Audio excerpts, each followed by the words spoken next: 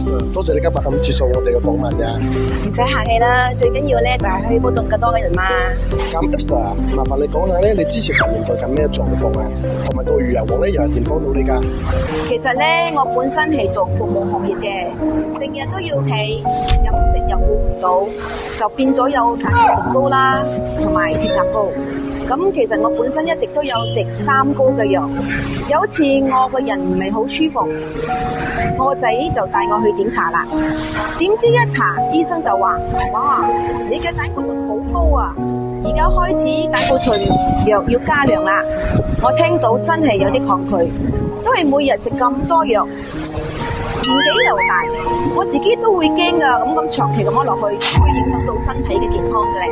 之後咧喺 Facebook 咧就見到好多人介紹呢個魚油王，我了解之後就試食3樽，就試落單3樽，因為真係唔想再食咁多西藥啦。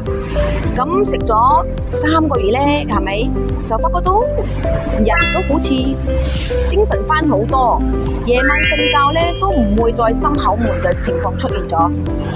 跟住翻去再檢查咧，醫生睇完報告都哇嚇親下喎，話我嘅指數點解穩定開咁多嘅？仲問我食啲咩？其實咧最緊要咧，我係自己生活方面已經有改善咗好多，而家咧都唔使再食咁多西藥開啦。我身邊都有好多朋友都係好似我咁樣噶，所以我都介紹咗俾佢哋服用呢個魚油王嚟調理，因為我本身食咗之後真係覺得佢好好幫助到我。如果你哋都有好似我咁嘅情況咧，其實真係好建議你哋試下呢個魚油王去調理身體。